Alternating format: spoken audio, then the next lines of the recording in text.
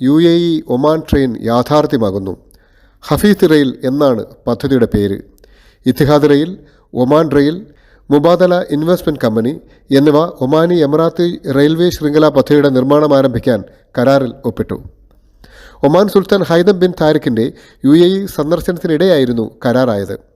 Share holder കരാറിൽ ഒപ്പുവെക്കുന്ന ചടങ്ങിൽ development and fallen heroes affairs presidential court deputy ചെയർമാനും ഇത്തിഹാദ് റെയിൽ ചെയർമാനുമായ Sheikh Theyab bin Mohammed bin Zayed Al Nahyan പങ്കെടുത്തു.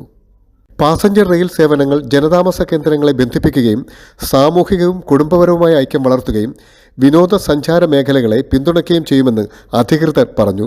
Passenger ട്രെയിനിന് മണിക്കൂറിൽ 200 കിലോമീറ്റർ വരെ വേഗം കൈവരിക്കാൻ കഴിയും. സോഹാറിനും അബുദാബിക്കും ഇടയിലുള്ള ദൂരം 1 മണിക്കൂർ 40 മിനിറ്റ് കൊണ്ടും സോഹാറിനും അലൈനുമിടയിലുള്ള ദൂരം 1 മണിക്കൂർ 47 മിനിറ്റിനുള്ളിലും മറികടക്കാൻ കഴിയും. ഒരു ട്രെയിനിൽ 400 പേർക്ക് യാത്ര ചെയ്യാം. ഒരു ചരക്ക് തീവണ്ടിയിലൂടെ 10,000 ടണ്ണിലധികം ചരക്ക്, അതായത് 270 സ്റ്റാൻഡേർഡ് കണ്ടെയ്നറുകൾ കൊണ്ടുപോകാൻ കഴിയും. ഖനനം, ഇരുമ്പ്, ഉരുക്ക്, കൃഷി, ഭക്ഷണം, റീറ്റെയിൽ, ഇ-കൊമേഴ്സ്, പെട്രോകെമിക്കൽ മേഖല തുടങ്ങി ഇരു രാജ്യങ്ങളിലെയും വിവിധ മേഖലകളുടെ വികസനത്തിന് ഹഫീസ് റെയിൽ സംഭാവന നൽകും. ആകെ $3 ബില്യൺ നിക്ഷേപം ആവശ്യമായ സംയുക്ത റെയിൽവേ ശൃംഖല UAEയെയും ഒമാനെയും പ്രാദേശിക വിപണികളിലേക്കുള്ള ഗേറ്റ് വേകളായി വികസിപ്പിക്കുമെന്നാണ് പ്രതീക്ഷ. ഇരു രാജ്യങ്ങളിലെയും വിവിധ മേഖലകളിൽ തൊഴിലവസരങ്ങൾ സൃഷ്ടിക്കുന്നതിനും പദ്ധതി വഴിയൊരുക്കും. മുൻപ് ഒമാൻ ഇത്തിഹാദ് റെയിൽ കമ്പനിയായിരുന്ന സംരംഭം ഇനി ഹഫീസ് റെയിൽ എന്ന് അറിയപ്പെടും.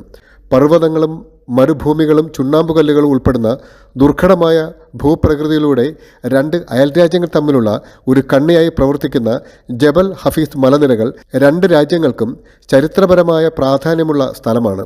വാണിജ്യ തുറമുഖങ്ങളെ ഇരു രാജ്യങ്ങളിലെയും റെയിൽവേയുമായി ബന്ധിപ്പിക്കുന്ന പദ്ധതി അതിർത്തി കടന്നുള്ള വ്യാപാരം സുഗമമാക്കും. UAEയിൽ നിന്ന് ദിനേഷ് ലാൽ, കരുതൽ ന്യൂസ്.